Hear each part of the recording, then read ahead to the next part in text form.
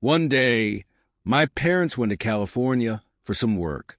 My father mentioned that he would return by evening, but when evening came and he didn't arrive, I assumed that he might not come back until the next day. Since I was home alone, I decided to prepare some food for myself. I wasn't planning to cook much, just enough for one person. As I was chopping vegetables in the kitchen, I suddenly heard the doorbell ring. I rushed to the gate, thinking my parents must have returned early. But when I opened the gate, I was completely surprised.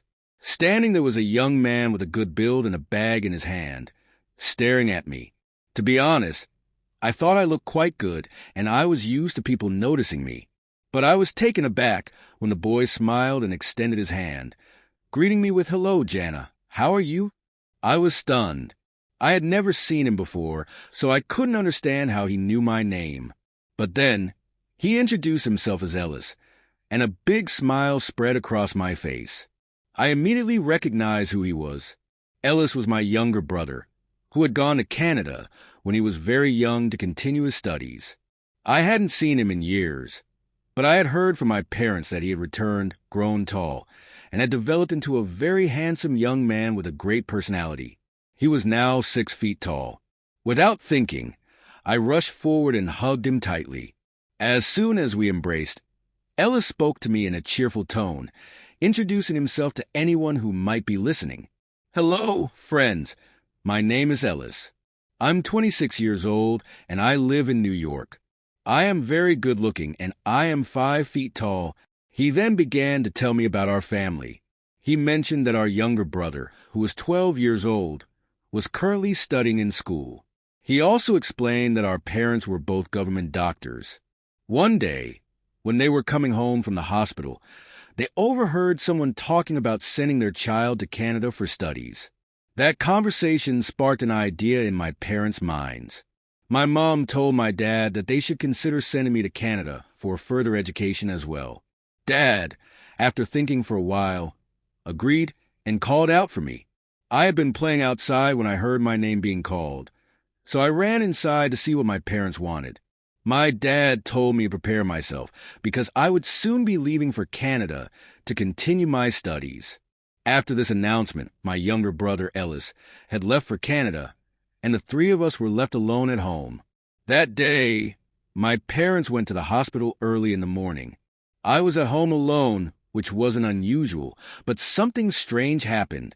There was a boy living in the house opposite ours. He often looked at me, especially when my parents weren't home.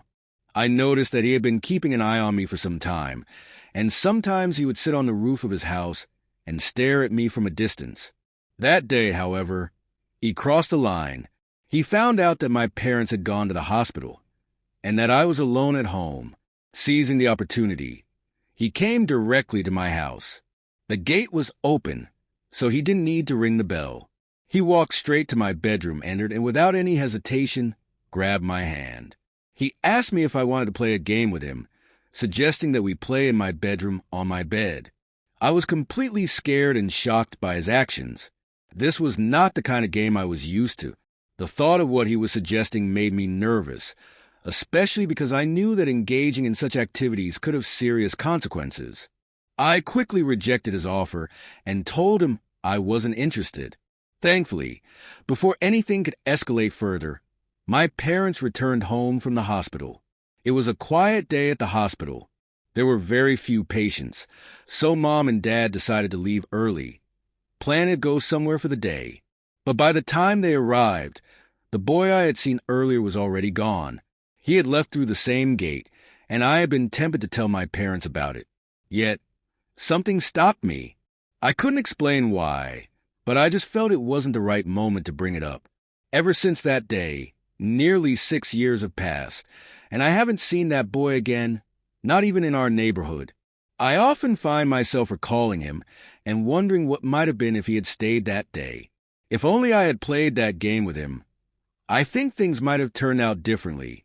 The turmoil in my heart wouldn't have been so constant, and perhaps he would still be around.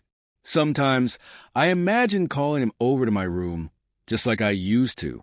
But what's the point now? He's gone, and there's nothing I can do. That evening, Mom and Dad sat down for dinner, and they told me they would be heading to California for some office work.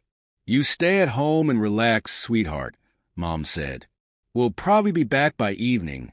When I asked if both of them were going, she answered with a smile, "Yes, both of us. We have work to do there. With my parents gone, I was left alone at home.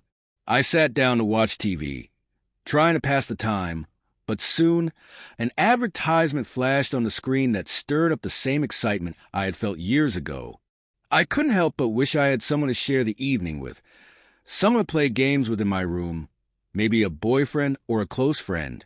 But as the evening drew on, the lights suddenly flickered and then went out, plunging the house into darkness. The moment felt almost surreal. As I sat there, surrounded by the silence, a thought crossed my mind. Why not cook something? After all, I only needed to prepare a small meal since I was alone today. So I got up, turned off the TV, and walked to the kitchen. The quiet house felt more profound now as I began chopping vegetables.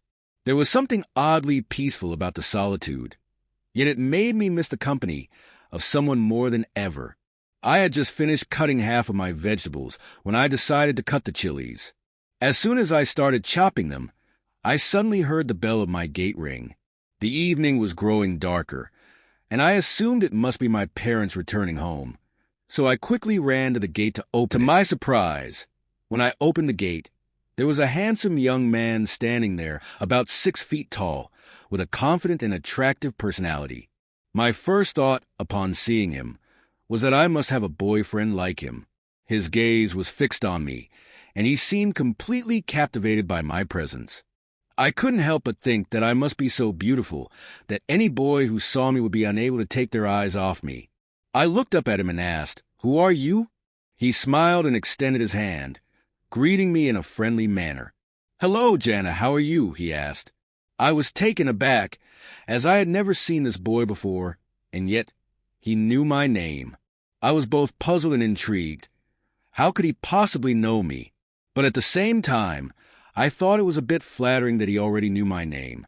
In that moment, a part of me was excited and filled with thoughts of him. My mind wandered to fantasies of him being in my bedroom, and I couldn't help but imagine what it would be like to be with him. These were the kinds of thoughts that had been on my mind throughout the day, and they intensified when I saw this boy standing there. But just as these thoughts began to grow, he introduced himself as Alice and said, "Jana, I'm your younger brother, Alice. What are you thinking? Have you gone mad?" His words shattered all the fantasies and desires I had been imagining. I froze in surprise as I realized the truth. This boy was my younger brother. The excitement and the possibilities that had been racing through my mind instantly vanished, and instead, I was left feeling awkward and embarrassed. If he had been anyone other than my brother, I would have been thrilled. But now I could only feel a sense of confusion and disappointment that my mind had wandered down such a path. An unsettling incident occurred with my brother. I fell asleep beside him, unable to control my actions. Despite resistance, I instinctively hugged him. To my shock, this intimate contact triggered an involuntary physical response. My clothes became wet, and I felt embarrassed. A disturbing realization dawned on me. I wished I had been in control, able to prevent this awkward moment. Share your thoughts. Have you experienced similar situations?